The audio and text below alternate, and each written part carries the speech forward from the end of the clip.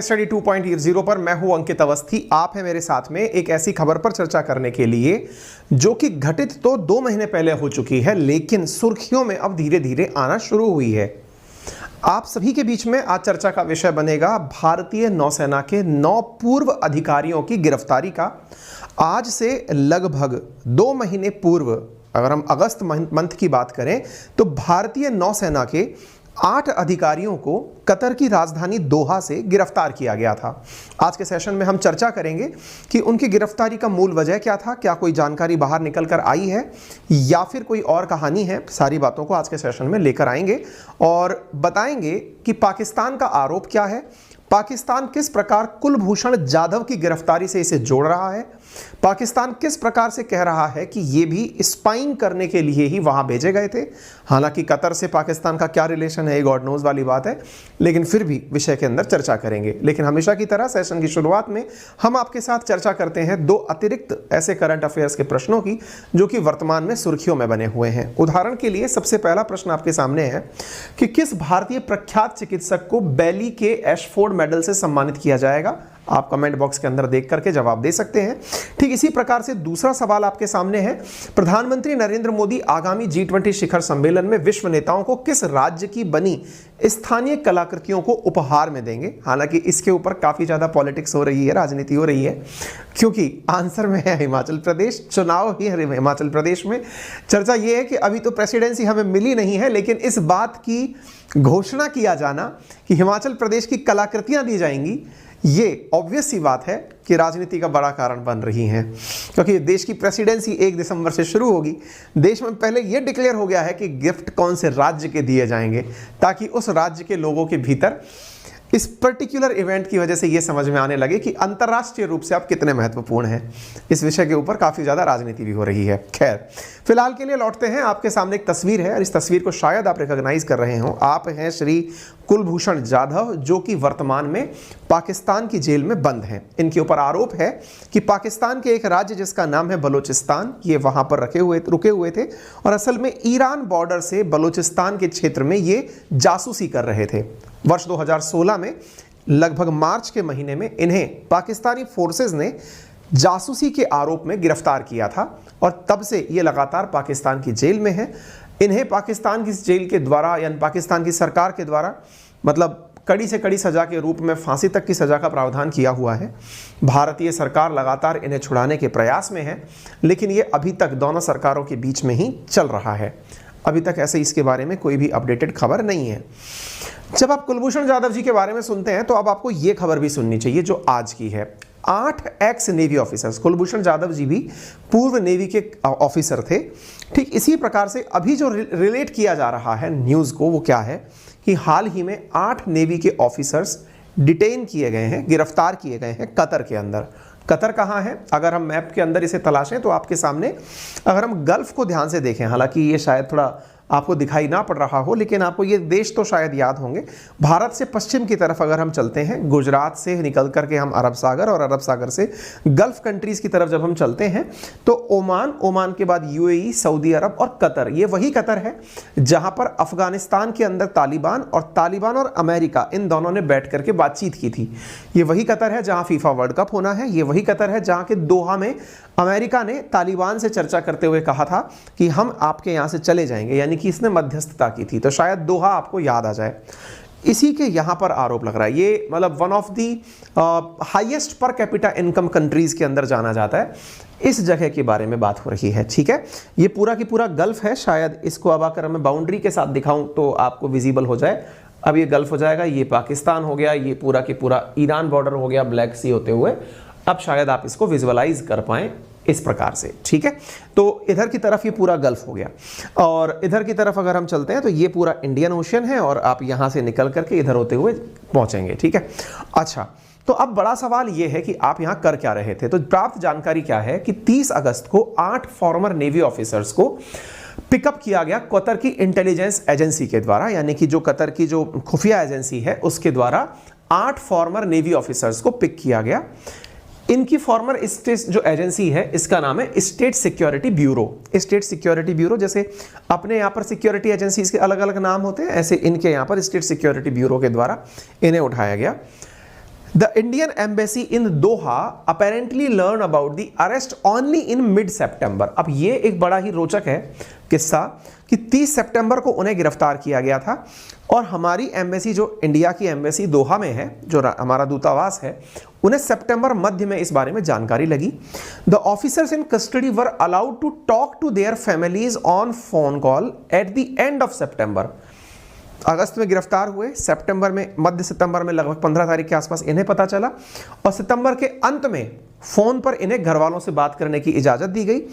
अक्टूबर में they were visited by an official of the Indian embassy, और अक्टूबर में जाकर इनसे भारत की तरफ से कोई बड़ा अधिकारी मिलने गया, यानी कि एम्बेसी की तरफ से कोई ऑफिशियल मिलने गया। और the next consular access was provided in the first week of November. ये जो नवंबर का मंथ चल रहा है, यानी कि जो तीसरा मंथ शुरू हो चुका है, इसमें काउंसलर एक्सेस की बात की जा रही है, यानी कि ये घटना बहुत पुरानी है, निकल कर अब आ रही है। आप पूछेंगे ऐसा क्या हुआ? अगर हम आज के अंदर बात चर्चा करें तो इंडियन मीडिया में इसकी चर्चा बहुत कम हुई अब या कम की गई। अब अगर हम पाकिस्तान का वर्जन जाने तो पाकिस्तान इसे ऐसे कह रहा है कि इंडिया की मीडिया ने इस न्यूज़ को दबा दिया। अगर दबा दिया होता तो मुझे ये कहाँ से पता चलता? ये जो इतनी सारी न्यूज़ हैं, अरे कहाँ गया ये, इंडियन एक्सप्रेस लिख रहा है, हिंदुस्तान टाइम्स लिख रहा है, ये सब न्यूज़ लिख तो रही है ना, तो न्यूज़ में तो ये चीज़ है। अब न्यूज़ में जो चीज़ है इसे लेकर के, लेकिन फिर भी न्यूज़ की अगर हम बात करें तो भी थोड़ा लेट है। लेट क्यों है? गिरफ्तारी है अगस्त की, 30 अगस्त की, और जो न्यूज़ कटिंग्स मैं आपको दिखा रहा हूं ये नवंबर या फिर अक्टूबर नवंबर टाइप की हैं। ठीक है, तो इतनी लेट न्यूज़ में क्यों आया? इसके पीछे का कारण भी कुछ ना कुछ तो संदेहास्पद है। प्राप्त जानकारी के अनुसार इनके खिलाफ जो चार्जेस लगाए गए हैं, चार्जेस का अर्थ होता है आरोप जो दायर किए गए हैं, वो अभी तक नहीं पता है कि इन्हें गिरफ्तार क्यों किया गया है। कहा जा रहा है कि ये आठों की आठों जो कर्मचारी, मतलब नेवी के एक्स ऑफिसर्स हैं, ये कतर की एक कंपनी जिसका नाम था Dehra global technology and consultancy service, इसके अंदर काम करते थे। एक्स नेवी के कमांडर, मतलब एक्स नेवी ऑफिसर्स थे, और ये यहाँ की एक कंपनी में काम करते थे। ये कंपनी का देहरा ग्लोबल का लोगो हो गया। इस कंपनी में ये काम क्या करते थे? कहा जा रहा है कि इनके द्वारा ट्रेनिंग और सर्विसेज प्रोवाइड की जाती थी कतर की नेवी को। अब ध्यान से सुनिएगा, आप इंडियन नेवी ऑफिसर्स हैं, आपने वहां पर एक कंपनी बनाई है, उस कंपनी में आप काम करते हैं, वो कंपनी कतर की नेवी जो है उसको कुछ सिखा रही है। कतर की अमीरी नेवी उसको ये लॉजिस्टिक एंड इक्विपमेंट मेंटेनेंस सिखा रही है। ठीक है, तो इसका मतलब गिरफ्तारी का कोई आधार नहीं होना चाहिए। जब इंडियन नेवी के ऑफिसर्स हैं, उनकी नेवी को सिखाने के लिए एक कंपनी के तहत कार्य कर रहे हैं, तो सब कुछ वेल गोइंग है। Officers family have appealed to Indian government to bring them back safely, वापस लेकर आइए। इंडियन एक्सप्रेस की बात को अगर खबर को माना जाए तो कहा जा रहा है कि पूर्व नौसेना अधिकारी ग्लोबल टेक्नोलॉजी इसके अंदर काम करते थे। ये कंपनी जो काम करती थी वो मैंने आपको बता दिया, और इस कंपनी के सीईओ का नाम खमीस अल अजमीक है, जो रॉयल ओमान एयरफोर्स के स्क्वाड्रन लीडर थे और अब रिटायर हो चुके हैं।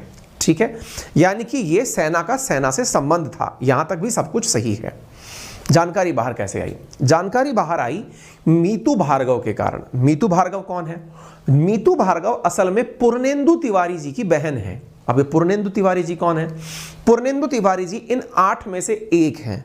इन 8 में से एक जो पूर्णेंदु तिवारी जी हैं, ये नेवी के कमांडर भी रह चुके हैं और ये कई पुरस्कार भारत सरकार से प्राप्त कर चुके हैं। इन्हें प्रवासी भारतीय का पुरस्कार भी मिल चुका है। ये लंबे समय से कतर में रह रहे हैं, यानी इनके द्वारा किए गए कार्यों को भारत सरकार बहुत समय तक रिकॉग्नाइज करती रही है।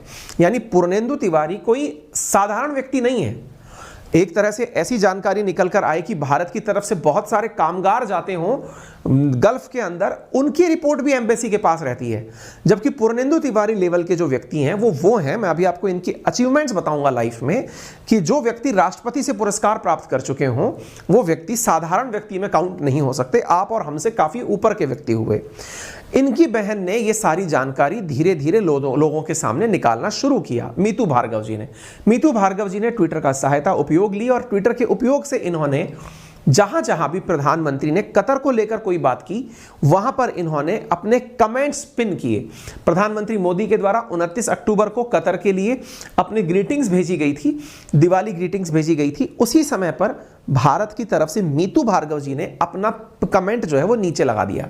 ऐसे ही मीतू भार्गव जी लगातार कमेंट करके भारत सरकार से जागृति फैला रही है, भैया आप ज़्यादा जानकारी निकालो, वो लोग हैं कहाँ, गायब कैसे हो गए, उन्हें डिटेन क्यों किया गया।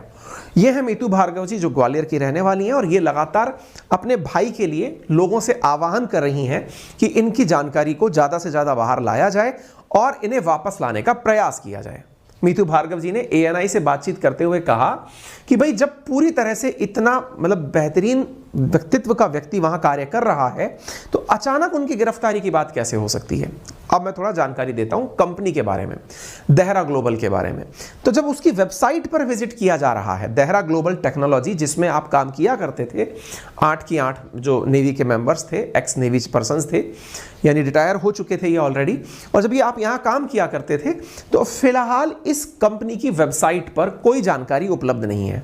यहाँ पर केवल इतनी सी जानकारी लिखा आ रहा है कि वेबसाइट इज अंडर मेंटेनेंस और कमिंग सून, यानी इसमें और कोई भी अपडेटेड खबर नहीं आ रही है।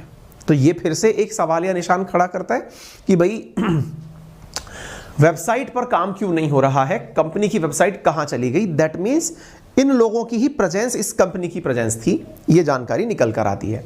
भारत के विदेश मंत्रालय के प्रवक्ता के द्वारा भी जानकारी दी गई और कहा गया कि हम पूरी तरह से प्रयास कर रहे हैं, उनके अर्ली रिलीज की कोशिश की जा रही है।